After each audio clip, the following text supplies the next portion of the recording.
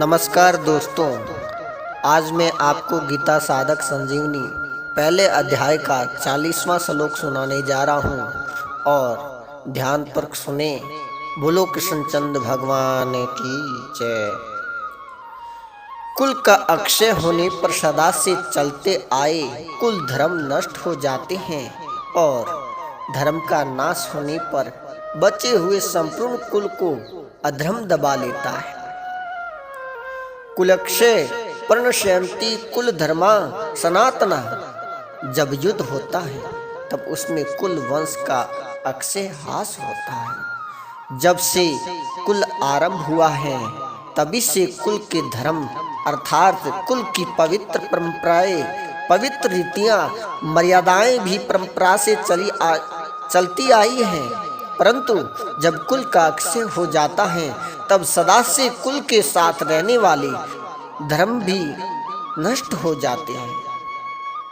अर्थात जन्म के समय, दिव्य जाति संस्कार के समय, विवाह के समय, मृत्यु के समय और मृत्यु के बाद किए जाने वाले जो शास्त्रीय पवित्र रीति रिवाज हैं, जो कि जीवित और मृत आत्मा मनुष्य के लिए इस लोक में और परलोक में कल्याण करने वाला है, वे नष्ट हो जाते हैं। कारण कि जब कुल का ही नाश हो जाता है तब कुल के आश्रित रहने वाले धर्म किसके आश्रित रहेंगे। धर्मे नष्टे कुलम कृत शस्त्र धर्मो अभिभवतु। जब कुल की पवित्रता, मर्यादा, पवित्र आचरण नष्ट हो जाते हैं तब धर्म का पालन न करना और धर्म से विपरीत काम करना अर्थात करने लायक काम को न करना और न करने लायक काम को करना रूप अधर्म संपूर्ण कुल को दबा लेता है। अर्थात संपूर्ण कुल में अधर्म छा जाता है। अब यहाँ शंका होती है कि जब कुल नष्ट हो जाएगा, कुल रहेगा ही नहीं, तब अधर्म किसको दबाएगा। इसका उत्तर यह है कि जो लड़ाई के योग्य पुरुष हैं वे तो युद्ध में मारे जाते हैं, किंतु जो लड़ाई के योग्य नहीं हैं, ऐसे जो बालक और स्त्रियां पीछे बच जाती हैं, उनको अधर्म दबा लेता है। कारण कि जब युद्ध में शास्त्र व्यवहार आदि के जानकार और अनुभवी पुरुष मर जाते हैं तब पीछे बचे लोगों को अच्छी शिक्षा देने वाला, उन पर शासन करने वाले नहीं रहते हैं। इससे मर्यादा का, व्यवहार का ज्ञान न होने से वे मनमाना आचरण करने लग जाते हैं। अर्थात वे करने लायक काम को तो करते नहीं और न करने लायक काम को करने लग जाते हैं, इसलिए उनमें अधर्म फैल जाता है। श्लोक 41। हे कृष्ण, अधर्म के अधिक बढ़ जाने से कुल की स्त्रियां दूषित हो जाती हैं और हे वार्णे, स्त्रियों के दूषित होने पर वर्ण संकर पैदा हो जाते हैं। अधर्माभिवा कृष्ण प्रद्युषंती कुल स्त्रिय। धर्म का पालन करने में अंतकरण शुद्ध हो जाता है। अंतकरण शुद्ध होने से बुद्धि सात्विक बन जाती है और सात्विक बुद्धि में क्या करना चाहिए और क्या नहीं करना चाहिए इसका विवेक जागृत रहता है। परंतु जब कुल में अधर्म बढ़ जाता है तब आचरण अशुद्ध होने लगते हैं, जिससे अंतकरण अशुद्ध हो जाते हैं। अंतकरण अशुद्ध होने से बुद्धि तामसी बन जाती है। बुद्धि तामसी होने से मनुष्य अकृत्य को करते और कर्त्य को अकृत्य मानने लग जाता है। अर्थात उसमें शास्त्र मर्यादे से उल्टी बातें पैदा होने लग जाती हैं। इस विपरीत बुद्धि से कुल की स्त्रियां दूषित अर्थात व्यभिचारिणी हो जाती हैं। स्त्रियों के दूषित होने पर वर्ण संकर पैदा हो जाता है।